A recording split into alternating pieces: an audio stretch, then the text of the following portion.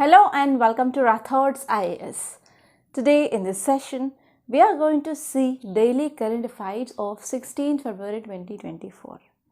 So first of all, we are going to take a quote and we are going to explain the quote, and I will be also giving you some relevant examples from that GS point of view that we can squeeze to write a good philosophical essay.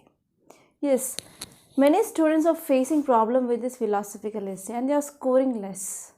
And there is a myth that only philosophical optional students, they can write this type of essays, but it is not absolutely correct. Yes, even a good student who has good knowledge of this GS can write a very good essay than philosophical student.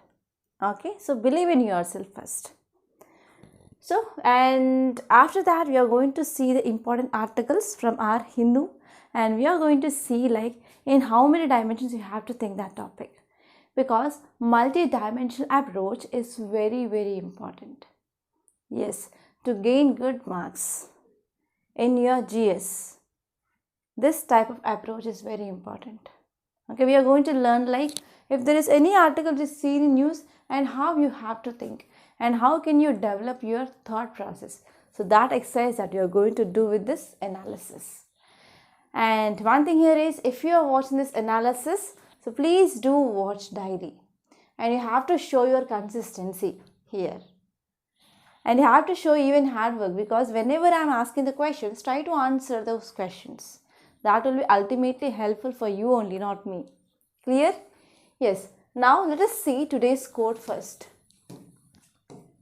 Today's quote is, push yourself because no one else is going to do for you. Yes or no? So whenever you want to do something, you or the person, you have to choose what you want to do and what you want to become in future, and you have to decide like how your life to be in the future. Yes or no? No one will be going to decide like how your life will be. So even your parents say that you need to have a well settled life, but they will not design your career, right? So based on your interest, so what you want to be, you have to think like what makes you happy, what makes you to reach your goal. So try to analyze yourself, try to focus on your strength and weakness and work on your weakness, try to overcome your weakness, and finally you have to be a successful person in the life. Okay, so this is the meaning of the quote, that is, you have to push yourself daily. So daily, especially from UPSC point of view, many students are asking that what is reason for your consistency and why are doing this much hard work. So I got lots of messages in the comment box. So the reason for consistency is, I always think about my students, I always think about the service. Yes, really. So even I will be not thinking much about my kids, but I will be thinking about you students who are watching this Hindu analysis. Yes, because of that only early morning I will be getting up and I will be making the notes and I will be recording the class and the class will be posted. So this exercise of analysis will be taking around 4 hours. 4 hours, yes. I will be getting up at morning 4:30, and now exactly the time here is 7:30. So at the 7:30 I am recording the class and it will be about 1 hour, and after that editing and again posting the video. So for the posting of the video it will be taking around 40 minutes of time. So overall, to make this single Hindu analysis, it will be taking 4 hours of time. So in the same way, you have to understand like why you are starting this preparation. So what you want. So try to find out the reason why you started this preparation. So if you have a good reason, then this will be the motivating factor for sure. So this will be motivating you every day, and you will be consistent and you will be working hard, and finally one day you will achieve your goal of clearing UPSC for sure. And I wish you very all the best for the serious candidates. Okay, yes. Now let us move on to our front page. So this is the front page of Hindu. I am taking a Delhi edition. So what are the edition you are having, you can go through that. No issue with the edition. The first very important topic of the day is Supreme Court judgment on electoral bond scheme. So title says Supreme Court strikes down electoral bond scheme, calls it unconstitutional. So this article is talking about electoral bond scheme. So we have to know lots and lots of dimensions here. And for sure, this year you can get both prelims and mains based question regarding this electoral bond scheme. So now I will be telling you like what are the dimensions that you have to think. Okay, so first one is you have to write about this electoral bond scheme.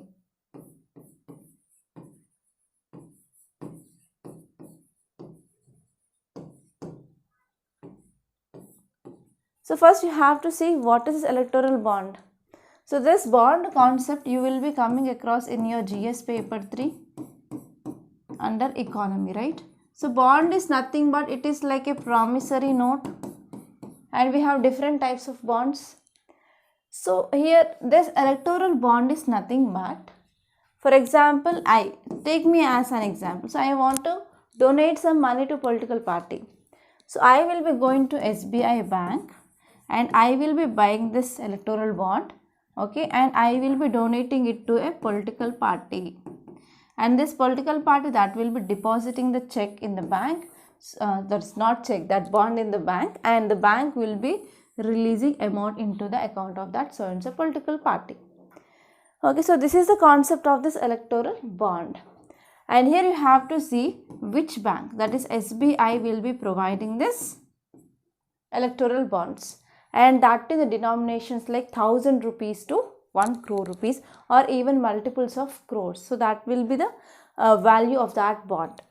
And next one, here you have to see like when government came up with this scheme. So the present BJP government came up with this scheme, and this had been passed as a money bill, not an ordinary bill at that time. So why money bill? This is the one concept that you have to know. Why money bill? I think you might have studied about the different types of bills in your parliament chapter. Like we have ordinary bill, money bill and constitutional amendment bill. Yes. So in this money bill, here we have Lok Sabha and Rajya Sabha. So Rajya Sabha, which is having a very less role in this money bill. So if you see the present government, it is highly majority in this Lok Sabha but not in the Rajya Sabha. And to deviate or to divert this Rajya Sabha, so this scheme which had been introduced as a money bill. So here you have to know some important concept regarding Lok Sabha role in this money bill. So Lok Sabha having the majority role compared to that of Rajya Sabha. So this money bill need to be introduced only in Lok Sabha but not in Rajya Sabha.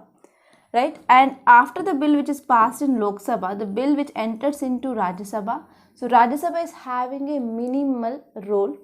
So it cannot like it can say even though if the bill which is rejecting back, so even within 14 days, so the time here is 14 days, it can stop the bill. But after 14 days again we can say that this bill had been passed.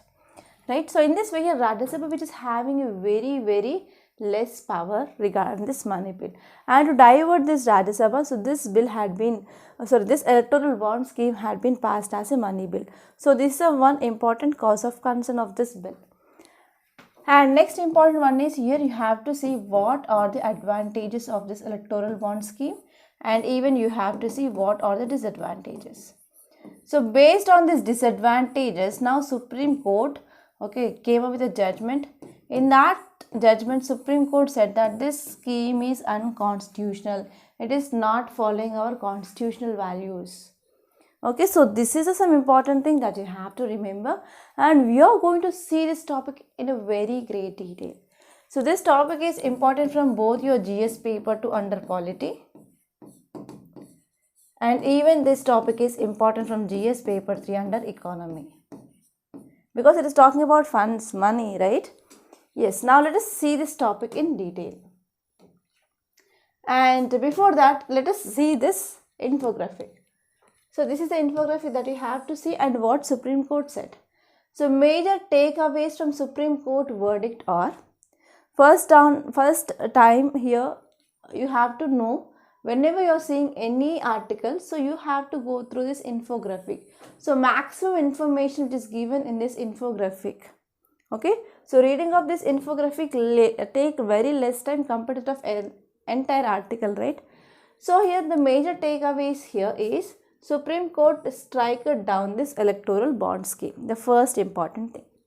And next one is, it also said that this issuance of electoral bonds to be stopped. So we have to stop issuance, that is giving or releasing of this electoral bonds. And SBI Bank, okay, as of now SBI banks, they are giving this electoral bonds. So now here SBI Bank need to submit the full details of the bonds which are purchased by the donors and how much amount which had been encashed by the political parties since 2019. Okay, so this is the thing which mainly said. And this one is ECI, that is Election Commission of India, need to publish entire information given by SBI on its website by March 13. So by March 13, there is exactly 1 month of time which is given to Election Commission of India to publish the information regarding this electoral bond scheme. So all these are the very, very important points. So now let us see the notes. And this topic is at most important, okay?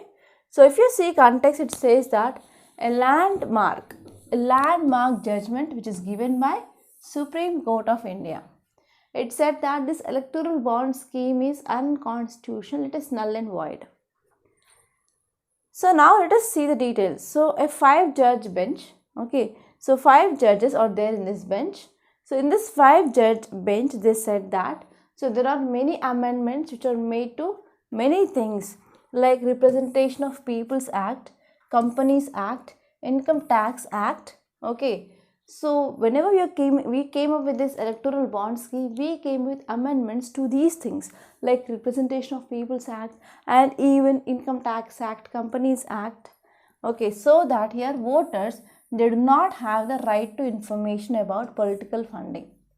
So because of this, whenever there is no right to information, so how can people know about what is happening, right? So because of this, it is also violating their fundamental right of Article 19(1) subclass A. So because of this, so this electoral bond scheme is unconstitutional, or we can say null and void.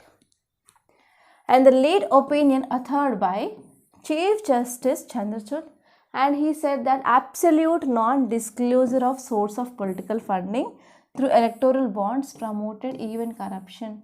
So because there is no information about who donated, when donated, how much amount, everything is anonymous. So because of this, it is also promoted corruption. And this scheme and the amendments, they authorized unrestrained influence of corporate in electoral process. So because of this anonymity, there is no revealing of the details of the person who donated. So because of this, what happened, corporate companies, they started funding this political parties. So because of this, there is influence of political parties or the corporates in this political parties or the electoral process. But if you see, one important thing which is present in our BSD, basic structure doctrine, is to ensure free and fair elections. But this free and fair elections are not happening because of this electoral bond scheme. So in this, with this scheme, it is violating even basic structure of our constitution. Yes or no? Yes, right? So finally, all these things which led to the stuck down of that scheme. So now let us see some facts, because you can get these facts as a prelims question. Yes, you can see the statements directly, okay, in your prelims. So because of this, why we have to take the chance? Let us have a look over that as well. Okay. So if you see this electoral bonds, they are interest-free barrier instruments. Okay, they are like promissory notes, and these are payable to the bearer on demand. And this electoral bonds, they were introduced by bill that is like a finance bill in 2017, and this scheme was notified on 2018. Okay, January 29, 2018, so it came into picture. And who are eligible, like who can donate to the political parties? Any citizen of India or any entity which is incorporated or established in India, so they can purchase this electoral bonds. So it is a one cause of concern because corporate companies, they are donating to the political parties. And citizens, they can buy electoral bonds either singly or even jointly with other individuals. So this is the eligibility criteria of these donors. So this eligibility criteria is also one cause of concern. Clear so far? Any doubt? No, right? And now let us see the eligibility of political parties. So only political parties which are registered under Section 29A of Representation of Peoples Act of 1951. So they are eligible, only registered political parties, and those political parties which have secured not less than 1% of votes which are polled in the last general elections, okay, to House of People or like state legislative assembly elections. So only those political parties, they are eligible to take this electoral bonds. So if you're talking about how this electoral bond scheme is functioning, so we have only one bank, that is SBI, State Bank of India. So the State Bank of India will be issuing this electoral bonds in certain months, like months of January, April, July and October. So every year, so with this bonds will be issued by SBI, that is State Bank of India, in month of January, April, July and October. So these bonds, they are available in the denominations from 1000 rupees to 1 crore rupees. And donors, they can buy electoral bonds and they can transfer them to the accounts of the political parties as a donation. And whenever they are donating this money under this electoral bonds, so there is no release of information of that so and so individual. So in this way here, we are keeping the information confidential. Okay, there is no transparency here, right? And the political parties, they create a specific account, and this account is verified by Election Commission of India, and the political parties, they encash the electoral bonds only in this verified account itself. And these bonds, they remain valid for 15 days. So within 15 days, political parties, they have to encash this electoral bonds by using their designated accounts. Clear? So this, in this way here, especially this electoral bond scheme works. Now let us see what are the arguments which are against, that is challenges or issues with this electoral bonds. So because of these issues only, now Supreme Court took this judgment. So the first one is, it is against right to know. So electoral bonds donations, they are hiding the identity of the person or donors and even recipients. So because of this, what happened? So the right to know of people's right, that is right to information under Article 19 subclass 1, which is violated. So here the fundamental rights of people is violated. And next one is information asymmetry. So the principle of anonymity does not apply to the government of the day, which can always access to the donor details by demanding data from SBI. For example, if there is any political party which is in power, so it can use its influence to know about the details of donor. Okay, so in this way there is discrimination which is happening between ruling party and as well as opposition party. So opposition party, they can't get the information, but ruling party, that is a party in power, it can get the details of donor. So in this way it is also affecting the information flow between these political parties. So that is called as information asymmetry. And next one is, there are also lots and lots of loopholes seen in this scheme. So because of this, there is no transparency. Okay, there is no transparency. Why? Because as I said, there are some amendments which are done to different acts like Corporate Companies Act and as well as Representation of Peoples Act, right? So actually there is one clause which had been removed under this Companies Act. Okay. So here, because of this removal of this clause, which raised the concerns regarding black money in political funding, especially through shell companies also, they started donating to these political parties.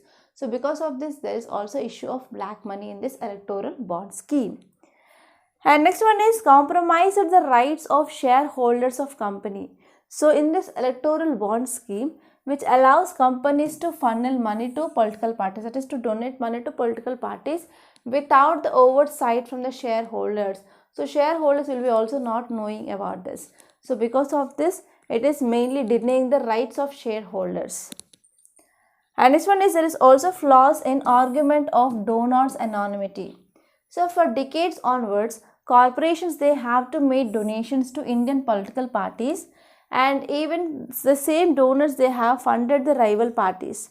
Okay, so because of this, yes, there is also some flaws which is seen in this donors anonymity. And even so, this electoral bond scheme which leads to crony capitalism, it will also leads to crony capitalism. And next one is, it also leads to rise in larger donations from corporates.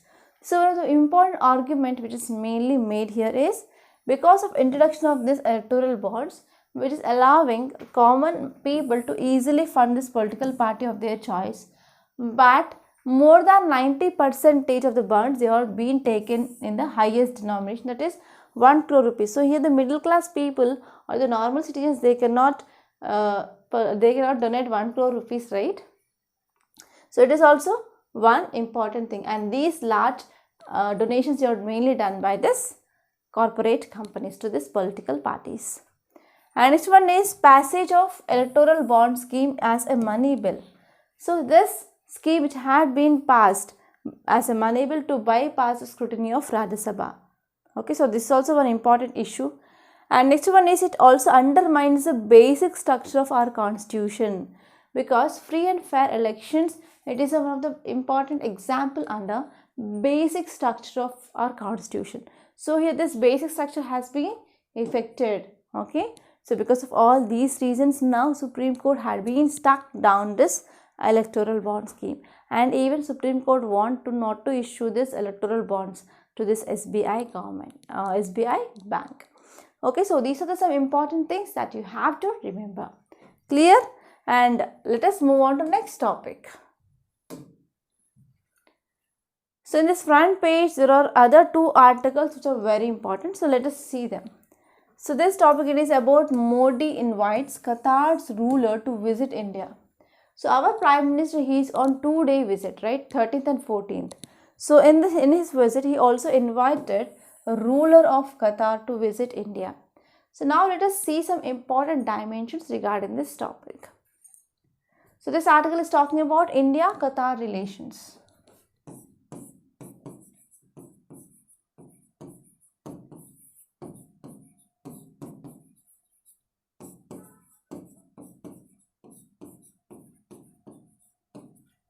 And this topic is important from your GS paper 2 under international relations. So what are the dimensions that you have to think? You have to think like, why our Prime Minister visited Qatar. So you know that recently 7 former Navy officers, they are accused under espionage case.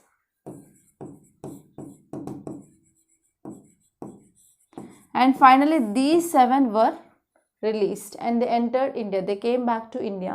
So because of this, our Prime Minister, he visited this Qatar. And other dimension you have to know here is, which are the areas of cooperation. And you have to see like, what are the challenges that we can see between India and Qatar. And one more thing here is, you have to see even map. So actually this year, from last 5 to 6 months onwards, this Middle East, it is seen, this West Asia, which is seen highly news. And you can get a question regarding Middle East and as well as West Asia, especially from your map point of view, because of Israel-Palestine conflict.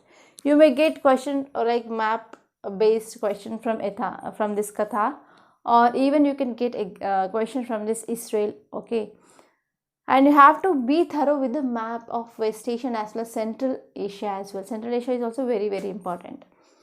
Okay, so these are the some important things that you have to relate with. So here even we can connect with this GS paper 3 economy, because we are going to talk about even trade relations between India and Qatar. Clear? And now let us see the notes part of this topic. So here context says that our Prime Minister invited the ruler of Qatar Okay, the name here is Sheikh Tamim bin Hamad Al Thani to visit India. So if you see details, it says that his visit came after Qatar's legal authorities, they freed 8 Indian Navy veterans who were accused in alleged espionage case and given death sentences by a lower court in 2023 October. So not 7, it is 8 Navy ex-Navy officers. They were accused under this espionage case, and finally they had been released and they also returned back to India. So to show some gratitude here, so our Prime Minister, he visited this Qatar. So now let us focus on which are the areas of cooperation between India and Qatar. So first one, we are talking about trade and investment. So if we are talking about trade between Qatar, it is around $18.77 billion. So this data according to 2022 to 2023. And India's exports to Qatar during this 2022 to 2023 was US dollars 1.96 billion, and we are importing more. Okay, we are importing more from Qatar, like 16.8 billions. Okay, and what we are importing, so this Qatar, it is one of the largest supplier of gas, okay, LNG, liquefied natural gas, to India, and over 48% of India's global LNG imports that we are getting from Qatar. So because of this, Qatar is very important for India, because if you see the scheme of gas, we have PM Ujjwala Yojana. So under this, government is providing subsidized gas cylinders for the women who are present below poverty line. Yes or no? So to provide that and to continue that scheme, yes, Qatar is very important, because 48% of imports that we are getting from this Qatar, it is not a small thing. Okay, Qatar is a very small country, but it is having the very huge resource of the gas and as well as oil. So we are getting gas from this Qatar. Okay, next one is India Qatar also came up with Startup Bridge. So it is a joint initiative which is going to link startup ecosystems of two countries. And if you see in this defense cooperation, training programs we are coming up with. Okay, so India and Qatar, they are having extending training opportunities, especially in defense institutions, to partner nations, even including Qatar. So we're talking about participation exhibitions. So India consistently participating in Doha International Maritime Defense Exhibition, okay, in Qatar, which is held once in 2 years. And next one here is Naval and Coast Guard interactions. So we have good interactions with Indian Navy and Qatar Coast Guard, and we're also having the port calls in Qatar. So in this way, we are having a very good cooperation and development between these two nations. And next one is we are also having this defense cooperation agreement. Okay, and next one here is we are also having the maritime exercise. That exercise is exercise Jair Al Bahar. Okay, exercise Jair Al Bahar. And next one is Indian diaspora. So there are over 8 lakhs Indian nationals. They are residing in Qatar, which are comprising the largest expatriate community in Qatar.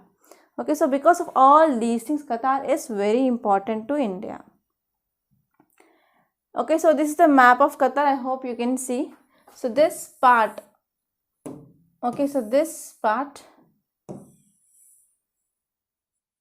till here we have Saudi Arabia, and this part is UAE, and here we have Oman. So here this part we have Bahrain. Sorry, here we have Qatar, and this small island is Bahrain. So here you have to know, very important fact is Bahrain is an island nation. So it is not having or sharing any land boundary with any country. So it is very important. So Bahrain, it is a small island nation, okay, which is present here. And this part is Qatar. And Qatar, which is sharing land boundary with only Saudi Arabia. And here we have Persian Gulf. Okay, so these are the very important things that you have to remember. And UAE is not sharing boundary with Qatar. Qatar is sharing boundary with Saudi Arabia. And now let us see the next topic. So next topic it is about India has rejected demand for data exclusivity in drug development in FTA talks. So the important keyword here is data exclusivity. Okay, and next one is EFTA is also very important. So EFTA is nothing but European Free Trade Association. So now let us see the dimensions. Okay, so this article is talking about FTA. It is talking about European Free Trade Association. So here you have to know what is it. So what are the functions of this EFTA? And next important keyword is data exclusivity. Okay, it is talking about data exclusivity. So especially you can get a question like, so recently data exclusivity is seen in use, so what it means? So in this way also you can expect a question, data exclusivity. So one thing you have to remember is this data exclusivity is regarding clinical trials. Okay, clinical trials. So we have phase 1, phase 2, phase 3 and phase 4. So these are the different types of clinical trials we have. So these are during the development of drug, and it is after releasing of drug into market we have this phase 4 clinical trials. Yes, here you have to remember that this data exclusivity is regarding clinical trials, or you can also remember short, that is pharmaceutical industry. Okay, so it is related to pharmaceutical industry. So why India is having objections? I will tell you a small story, try to correct that. So you know that India is doing very good in this pharmaceutical sector. Like India is very good in production of generic drugs. So what happens here is, in this data exclusivity, there is no release of data of this clinical trials. So because of this we can't produce this generic drugs. So if there is no data, how can we generate or how can we produce this generic drugs? No, right? So here data exclusivity, it is delaying this generic drug production. And one more important clarity that you have to get here is, it is not a patent.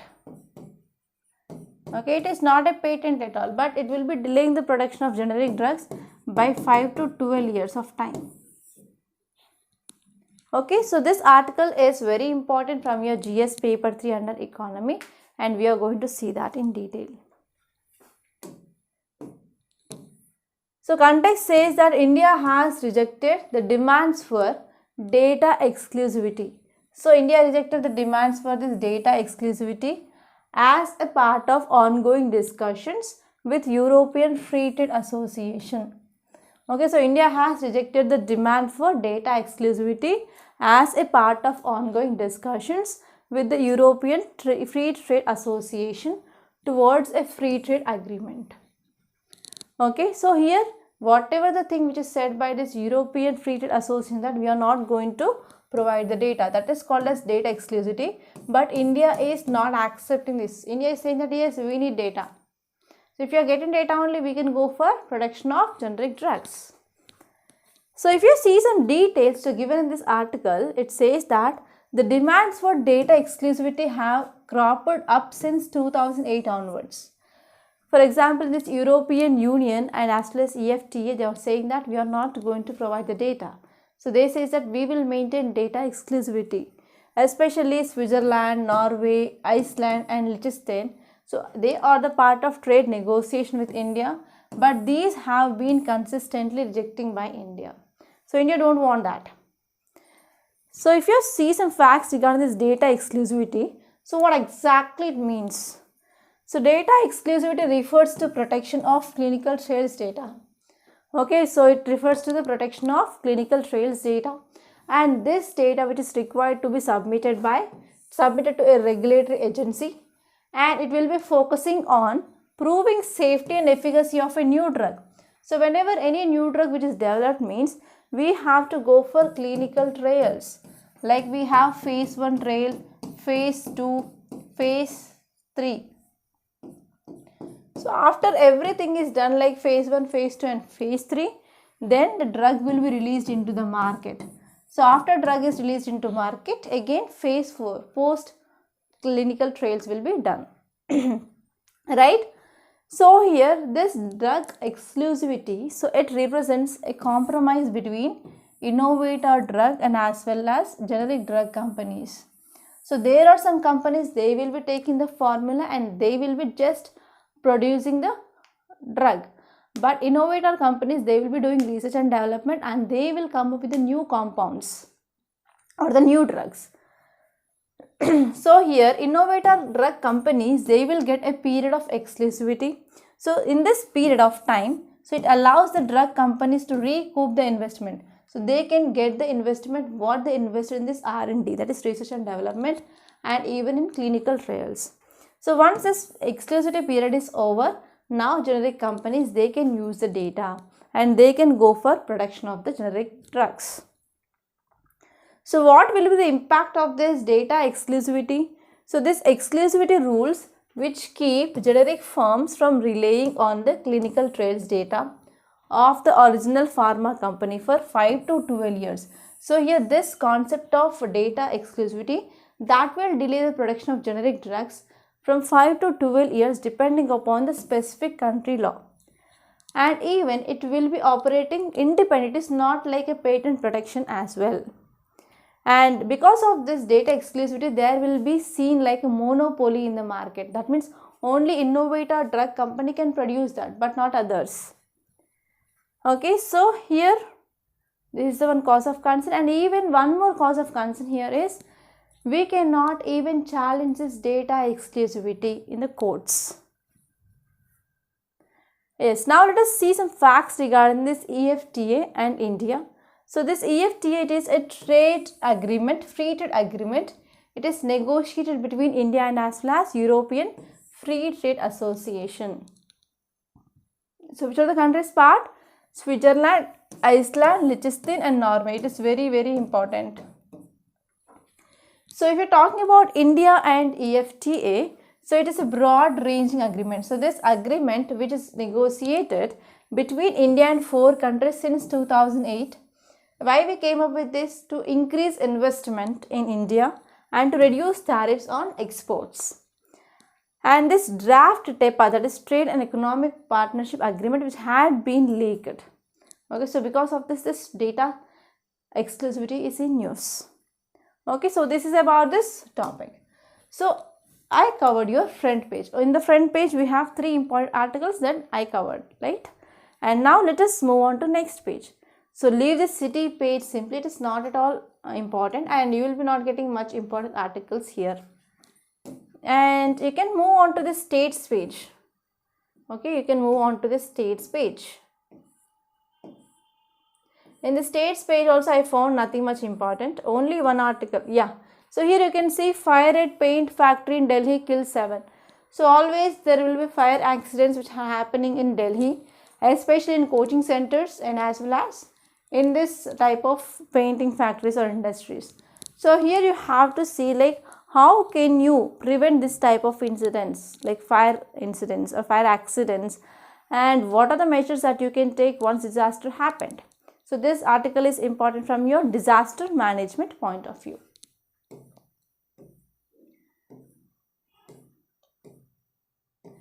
Yes, now here you can see very important articles. So first let us see about this satellite. Yeah, title says INSAT 3DS mission to be launched from Sriharikota tomorrow. So here you have to know 2 important things here. So from science and technology you can expect current affairs based question for sure.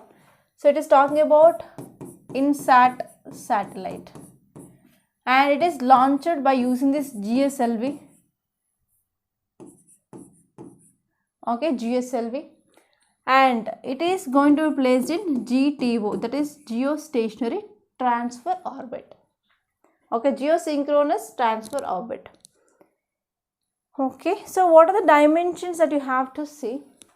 So you have to see the concept called as satellite. Okay, what is a satellite? And we have 2 types of satellites. So one is natural satellite And second one is artificial satellite. You have to see natural and artificial satellites. And the satellites, we can see types of satellites. For example, some satellites are focusing on Earth. So they are called as Earth Observatory Satellite. And some will be focusing on climate, like meteorological satellite. And some can be used for navigation purpose. They are called as navigation satellites. Like that, we have different types of satellites. Okay. And whenever we are launching this satellite, they will be placed in orbits. Okay. So there are different orbits. Like 3 types: low Earth orbit, middle Earth orbit, and high Earth orbit. And you have to see like which are the satellites which are placed in which orbits. Okay, so based on their application, so we are placing some satellites in low Earth orbit, some are in middle Earth, and some are in high Earth orbits. And you can see like different types of orbits. Okay, polar orbit, geostationary orbit, like that. And this is talking about GTO. Okay, and you have to see even launch vehicles. So this GSLV is one of the launch vehicle. So you have to see we have different stages of launch vehicle. First one is SLV. So after this first SLV, that is satellite launch vehicle, we have augmented satellite launch vehicle. After that we developed PSLV, and later on we have this GSLV. So now this satellite of INSAT, which is going to be launched by this vehicle, that is GSLV. Okay, so here you have to know like what are the differences between this PSLV, GSLV, and why this PSLV is called as powerhouse of ISRO, right? So all these are very, very important. And if you see this article specifically, you have to know about what is this INSAT and what are the applications of this INSAT. Okay, so these are all dimensions that you have to see, and this article is important from your GS paper 3 under science and technology. Okay, it is important under this science and technology. So now let us see this topic in detail. So here if you see context, it says that GSLV F-14 carries INSAT 3DS, which is to be launched on Saturday from the Satish Dhawan Space Center, which is located in Sriharikota. So here you have to know what is the full form of PSLV and GSLV. Please let me know in the comment box. And now let us see the details. So GSLV F-14, so this is the name of that vehicle or rocket which is going to launch this INSAT. Okay, so GSLV is nothing but geosynchronous satellite launch vehicle, and 10th flight with the indigenous cryo stage. So one important difference between PSLV and GSLV is, for example, let us take like this. So this is a rocket. So here we have 4 stages, 1, 2, 3, 4. Okay, it is in PSLV, and in GSLV we have only 3 stages, 1, 2, 3. So we have liquid, solid, and we have cryogenic. So cryogenic means we are storing fuel at a very low temperature, and here we have liquid, solid, liquid, and solid. So this is the one major difference between this PSLV and GSLV, and we are using this GSLV, and this is 10th flight by using this cryogenic stage, and even this is 7th operational flight of GSLV with an indigenous cryogenic system or stage. So with this indigenous cryogenic stage, it is a 7th flight. Okay, and this vehicle which is going to place this INSAT 3DS satellite in geosynchronous transfer orbit, that is GTO. And even ISRO says that this satellite which had good application, so they are mainly used for enhanced meteorological observations, and we are going to monitor land and ocean surfaces, and even it is focusing on disaster warning and as well as weather forecasting. So these are the different applications of this satellite. It is very important. And other than that, we are also having some objectives, like we have to monitor Earth's surface, and we have to go for oceanic observations like surface water, deep water, etc. And even this satellite is going to provide various meteorological parameters of atmosphere, and even it provides satellite aided search and rescue services. So these are some important aims and objectives and even applications of this INSAT 3DS satellite. So now let us see some facts regarding this GTO, that is geostationary transfer orbit. Okay, so in this orbits, they are mainly used by the satellites to travel from one orbit to another orbit. For example, this is Earth's surface. From here we are launching this rocket. Okay, so here we have different orbits. For example, low Earth orbit, medium Earth orbit and high Earth orbit. So we can't directly push this rocket directly to this high Earth orbit.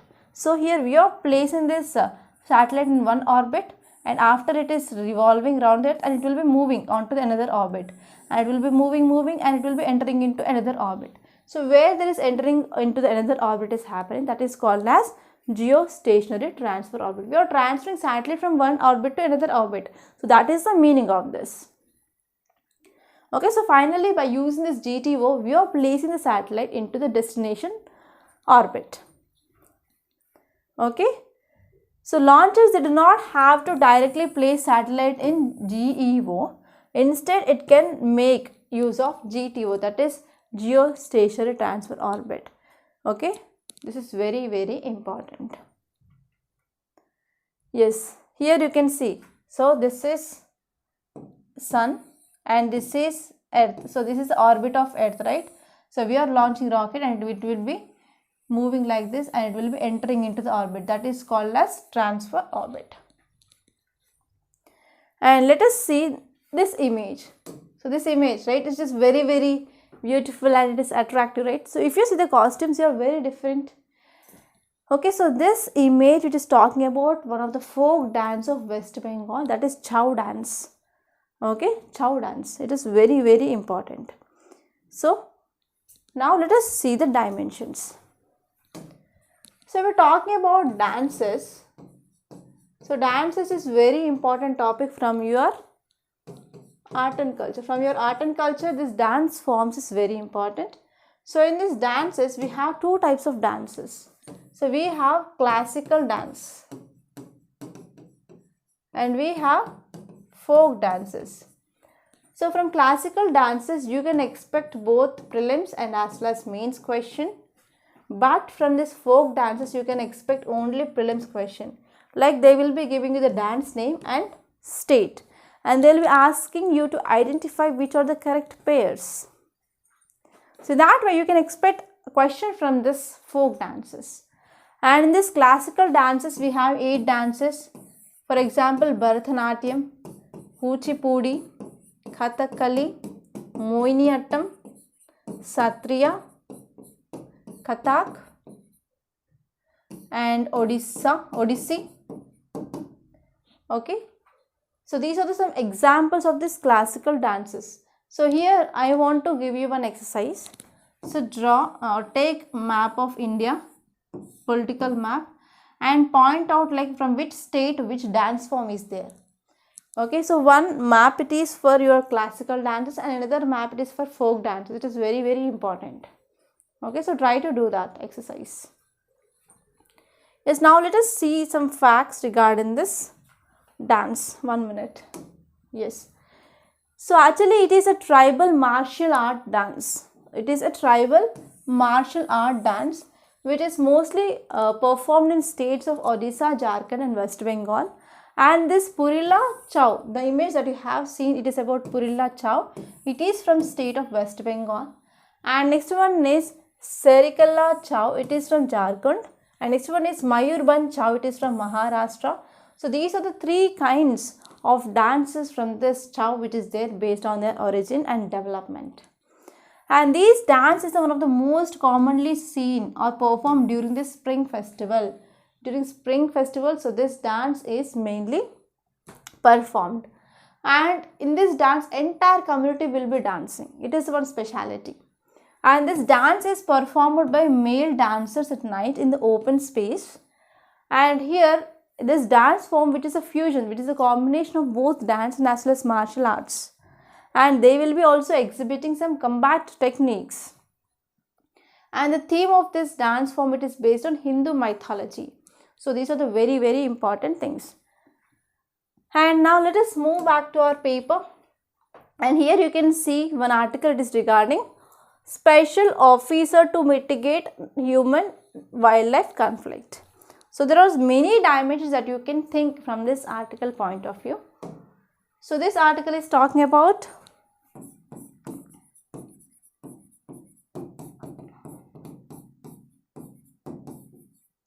human wildlife conflict, or we can also call it as man animal conflict.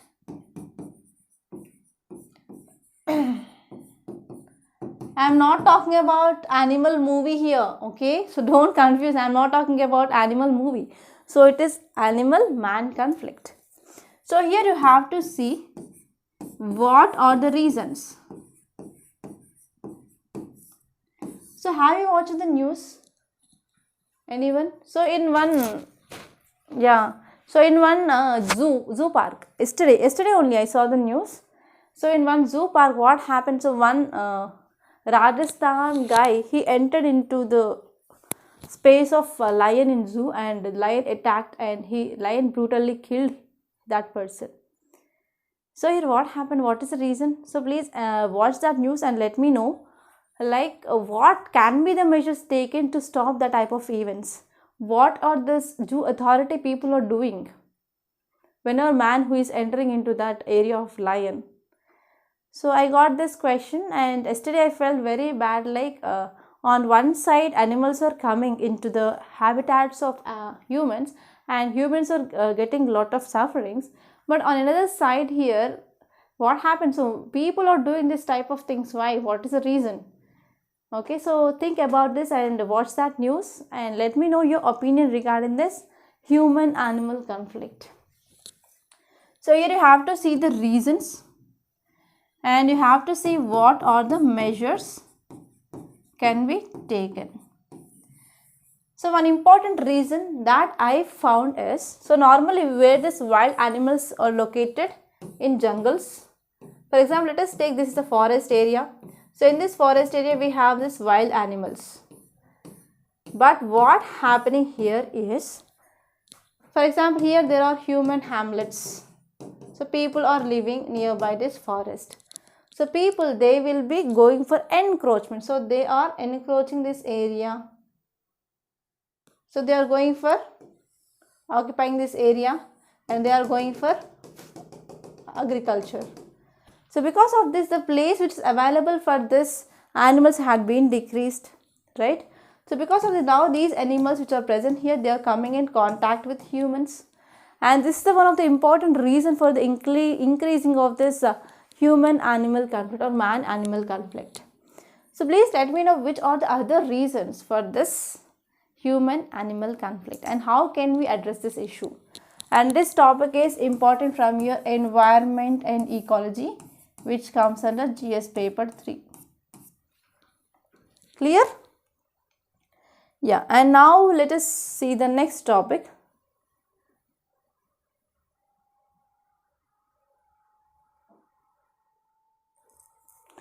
So in editorial page, I found nothing much important in today's paper.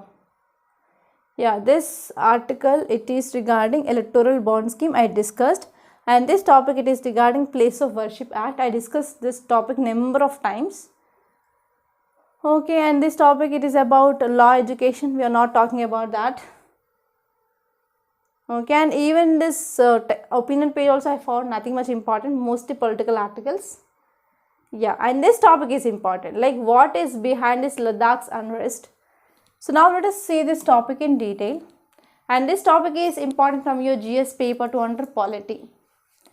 So if you see context, it says that thousands in lay protest for Ladakh's full statehood, and Ladakh people are fighting for this full statehood, and even they are saying that they have to include under the 6th schedule.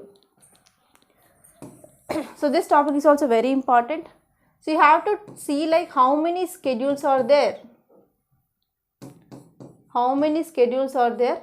So you have to know about which schedule is talking about what.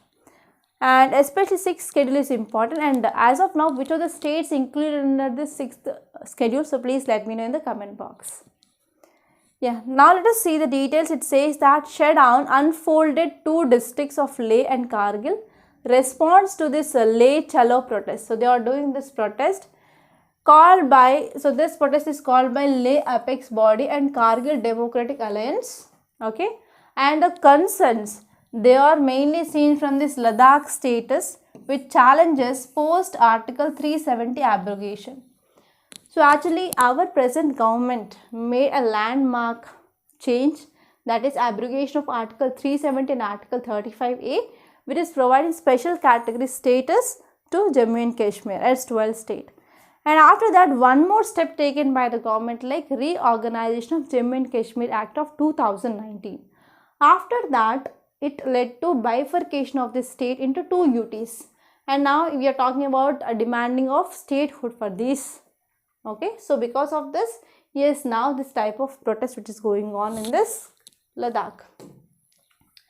Okay, and they are demanding for full-fledged legislature and even 6 scheduled safeguards. Okay, and they are also demanding for separate Lok Sabha seats and also job reservation for the youth. So these are some important things that you have to know regarding this topic.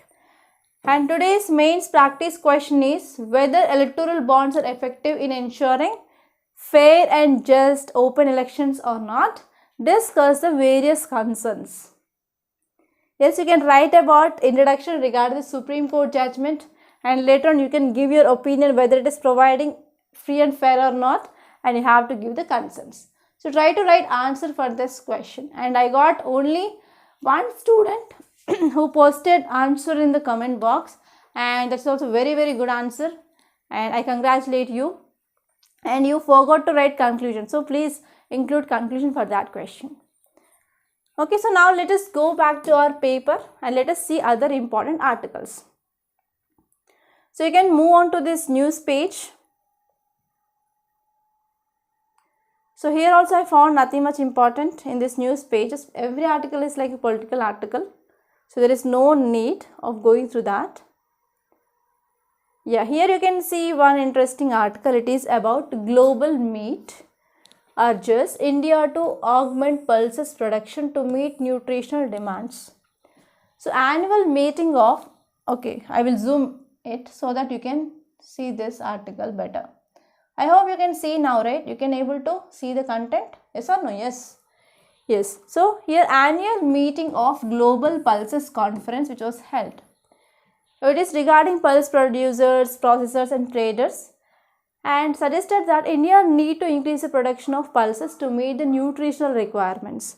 So this is the thing which mainly said, and especially we have to increase. So there are some recommendations given, like we have to increase the pulse production. So how can we increase this production? By increasing of MSP. Okay, so this is the thing which mainly said. And here what are the dimensions you have to think. So this article is important from your geography. We are going to see about this pulses. So you have to see types of pulses. We have red gram, katur dal, urad dal, okay, and black gram, horse gram, etc. So those are some examples of pulses. And actually these pulses are rich sources of protein. Yes, they are rich sources of protein. So you have to see what are the necessary conditions for the growth of pulses, and you have to see the states in India which are producing these pulses. Okay, so these are the very important things that you have to know. And even I discussed about this MSP topic day before yesterday. So if you have not watched that class, so please go and watch that class so that you will be getting insights regarding this MSP. Okay, so this is important article from here. And you can move on to this business page. Yes, here you can see only one article which is important, that is about trade deficit. So January trade deficit narrows to 9 months low of 17.5 billion. So here you have to know one term. So that term is trade deficit.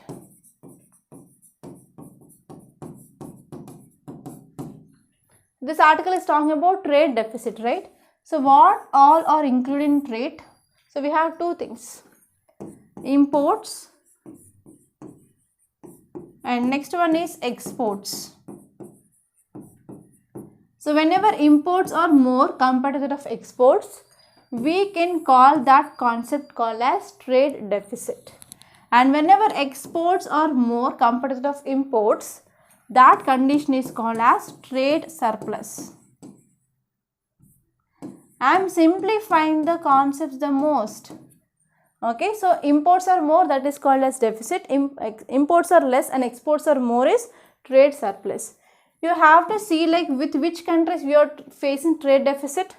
Here we have China, and with which countries we are facing trade surplus. For example, US. Okay, so these are some concepts that you have to remember regarding this economy. Okay, that's it. And one more thing here is India and Nepal signed pact to link UPI NPI for faster remittances.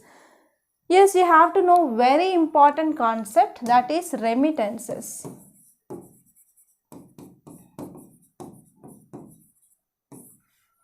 Very important concept, remittances.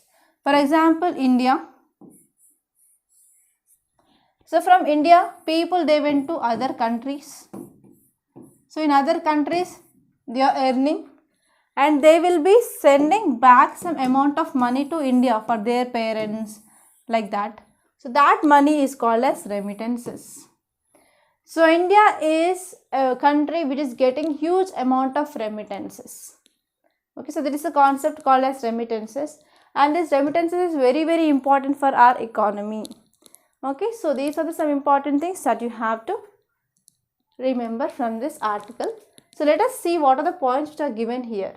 So RBI and Nepal Rashtra Bank, they signed an exchange terms of reference.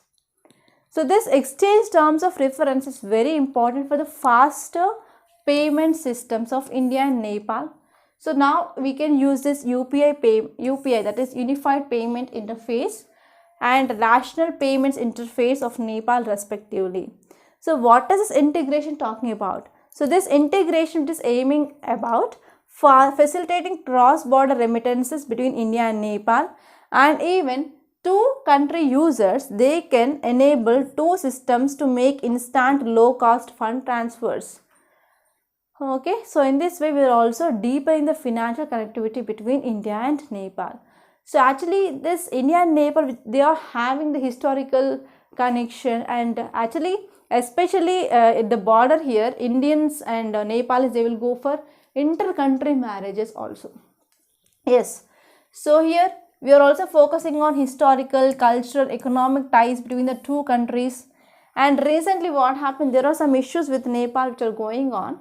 Like Nepal is moving towards China, and Nepal also accepted some projects of China. So this is one cause of concern.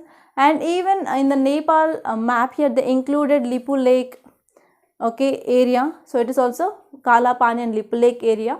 So this is also one cause of concern between India and Nepal relations. Okay, so these are the very important topics that appear now today's Hindu newspaper. And now I will be showing like where you can get the notes of this class. So you can get the notes of this class. If you join this Telegram channel, you can get the notes. So notes will be updated here, and even if there is any update regarding the classes, so we will be posting the update in Telegram channel so that you can get the notification. And next is this our YouTube channel. So please do subscribe to this channel. Don't forget to subscribe. And next here is we have website, that is Rathods IS Academy website. So prelims is very much near. So many students are facing problem, right? I know, like understanding concepts, and if you are solving test series, you will be not having the good clarity. So to avoid those things, so try to join the courses that we are offering, and the course cost is very minimal. It is just around 3,000 rupees for each and every subject. Okay, less than 3,000 rupees. So go through this demo videos, and after watching demo videos, then only you can go for payment. Okay, that's all for today. I hope you enjoyed this class. If you really like this class, hit the like button, and please do share this class to your friends, and don't forget to subscribe to Rathods IAS Academy. And thank you so much for watching, and I will be meeting you tomorrow with another session of current affairs. Until then, stay tuned.